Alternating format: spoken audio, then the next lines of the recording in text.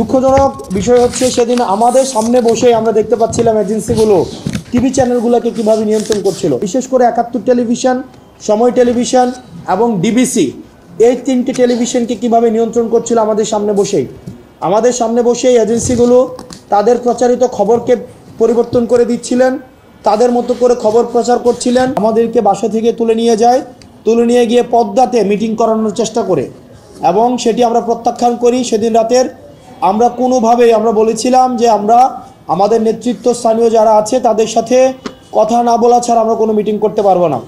আমাদের সামনে দিয়েই তখনকার ৩ জন মন্ত্রী আমাদের সামনে দিয়েই পদ্মাতে প্রবেশ করে ১ ঘন্টা যাবৎ আমাদেরকে বোঝানোর চেষ্টা করে তখনকার সময় ডিজিএফআই যেন কেন আমাদের মিটিং করা উচিত, কিন্তু আমরা এই মন্ত্রীদের সাথে আমরা মিটিং প্রত্যাখ্যান করি। ১ ঘন্টা পর আমাদের সামনে দিয়েই ৩ জন মন্ত্রী বের হয়ে যায়, অর্থাৎ আমরা কোনো মিটিং করি নাই।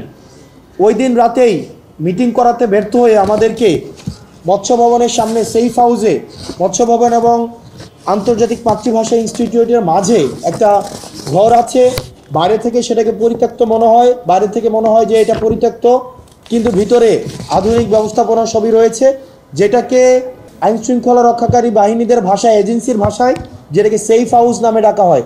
সেখানে আমাদের সারা রাত ভোর ব্যাপী আমাদেরকে জিজ্ঞাসাবাদ করা হয়, আমাদেরকে চাপ প্রয়োগ করা হয়, পরিবারকে জিম্মি করা হয়, যার যা স্থানীয়ভাবে ছাত্রলীগ দিয়ে পরিবারকে হেনস্থা করা হয়, এবং আমাদেরকে মিটিংয়ে যেন আমরা বসি সেটির জন্য আমাদের চাপ প্রয়োগ করা হয়।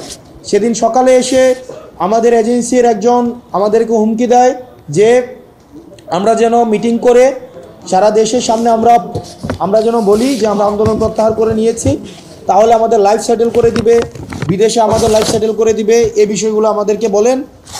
আমাদের সারা দিন ব্যাপী আমাদেরকে নির্যাতন করা হয়। সেদিন জুম্মার নামাজ ছিল, আমাদেরকে নামাজ পড়তে পর্যন্ত দেওয়া হয়নি। সেদিন আমাদের ফোন থেকে বিভিন্ন সমন্বয়কদেরকে ফোন দিয়ে তাদেরকে ধরে আনা হয়, আসিফকে ধরে আনা হয়, আমার ফোন থেকে ফোন দিয়ে আসিফকে সেদিন উঠিয়ে নিয়ে আসা হয়।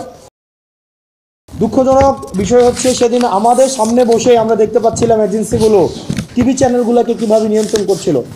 বিশেষ করে আমি বারবার শুরু থেকেই আমাদের নিরলস যে সাংবাদিক ভাইয়েরা বস্তুনিষ্ঠ সংবাদ প্রচার করার জন্য সংগ্রাম করে যাচ্ছে, নিরলসভাবে চেষ্টা করে যাচ্ছেন, কিন্তু তাদের মধ্যেও কিছু সুবিধাভোগী আওয়ামী পাচাটা কিছু সাংবাদিক ছিল, তাদের যোগসাজশে আমরা দেখছিলাম বিশেষ করে ৭১ টেলিভিশন, সময় টেলিভিশন এবং ডিবিসি, এই তিনটি টেলিভিশনকে কিভাবে নিয়ন্ত্রণ করছিল আমাদের সামনে বসেই এজেন্সিগুলো তাদের প্রচারিত খবরকে পরিবর্তন করে দিচ্ছিলেন, তাদের মতো করে খবর প্রচার করছিলেন এবং তাদেরকে নির্দেশনা দিচ্ছিলেন।